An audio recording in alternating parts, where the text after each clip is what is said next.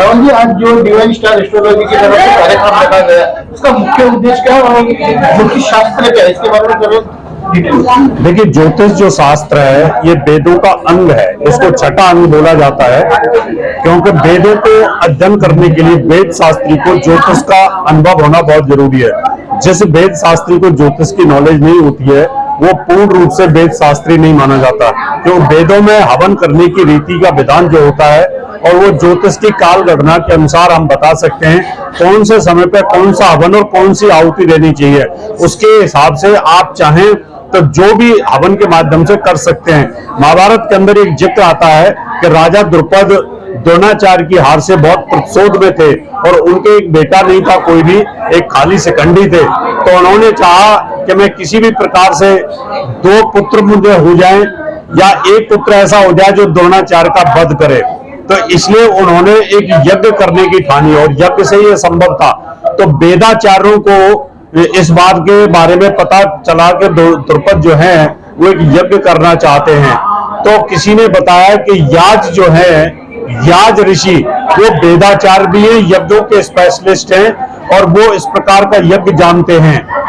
जब उनसे पूछा गया तो उन्होंने कहा कि यज्ञ करने का एक टाइम होता है और उस टाइम की गणना ज्योतिष से आती है।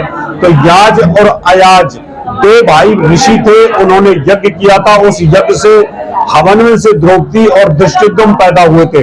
इसलिए वेदाचार्य के लिए ज्योतिष की गणना, काल गणना, ग्रह नक्षत्रों का मूवमेंट जो भी होता है उसकी गणना ज्योतिषी के पास होती है और ज्योतिषी उसके आधार पर मनुष्य का फ्यूचर बता सकता है कब कौन सी घटना घटित होती है। इसलिए ज्योतिष के सम्मेलन में आज जो यहाँ पर हुआ डिवाइन के माध्यम से, जिसमें नितिन गोटी जी, राधेश्याम सोनी जी, पूनम पाटिल जी और सुनीता झा जी ने जो प्रोग्राम ऑर्गेनाइज किया है, इस प्रोग्राम में जितने भी बड़े बड़े विद्वान आए हैं वो विद्वान अपनी जितनी भी रिसर्चेज होती हैं वो सामने जितने भी और विद्वान आते हैं उनको उसको डिलीवर करते हैं, उसको बताते हैं कि हमने ये शोध किया है, आप भी इसको रिसर्च करिए।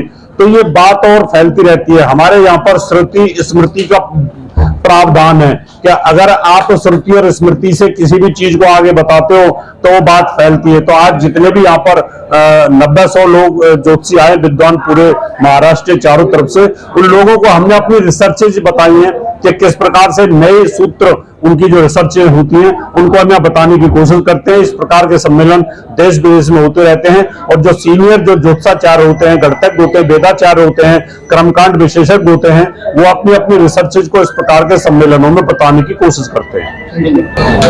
पूनम जी, आप क्या कहते हैं 24 कार्यक्रम के बारे में? मेरा सुनीता झा है मेरा नाम, और ये प्रोग्राम हम 15 साल से कर रहे हैं, जिसके अंदर में राधेश्याम सोनी जी का इस साल तो बहुत बड़ा योगदान रहा है। और ये प्रोग्राम हम इसलिए करते हैं कि जो नए नए स्टूडेंट्स आते हैं ज्योतिष के अंदर में उनको ज्ञान मिले। जो कि एच.एस. रावत जी डॉक्टर हमारे बीच में आए हुए हैं, उनकी तरफ उन्होंने जो जो अपने एक्सपीरियंस बताए वो ज्ञान दिया। ऐसा नहीं कि किताबों में लिखा और उसको पढ़ के आके आपने जो प्रोग्राम में सुना दिया, वो नहीं, उन्होंने अपना एक्सपीरियंस बताया। वो इसी तरह हम चाहते हैं कि लोगों को अपने एक्सपीरियंस मिले, क्योंकि काल समय सब कुछ बदल चुका है।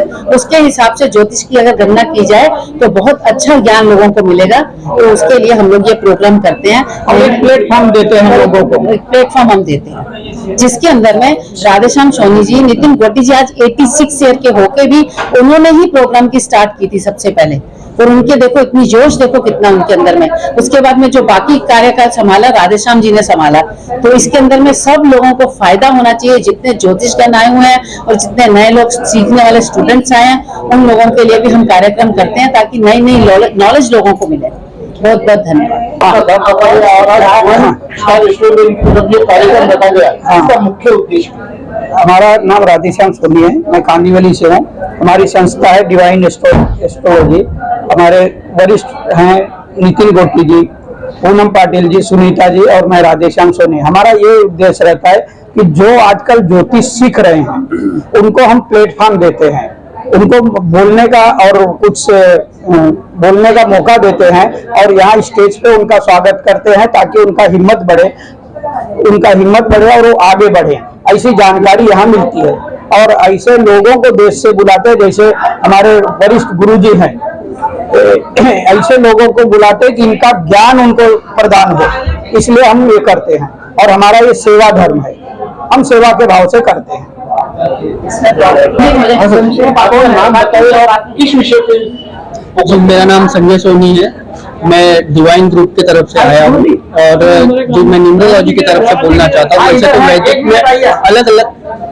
वैदिक में अलग अलग सेक्टर पे अलग अलग लोग अपना अपना मत देते हैं और हर कोई एक्यूरेट एकदम प्रिडिक्शन देता है। ऐसे ही हर प्लेटफॉर्म अलग अलग होता है, उसमें से ही एक न्यूमरोलॉजी भी है। तो न्यूमरोलॉजी से भी हम प्रिडिक्शन दे सकते हैं, जैसे कि बहुत से लोगों को हमने सुना है कि वैदिक के बारे में बताया जाता है, तो वैदिक के बारे में जल्दी उनको समझ में नहीं आता क्योंकि उसमें ग्रह दशा अंतर दशा ये सब होता है। और न्यूमरोलॉजी में सिर्फ हम date of birth, mobile number या किसी भी नंबर से प्रिडिक्शन सामने वाले को दे सकते हैं।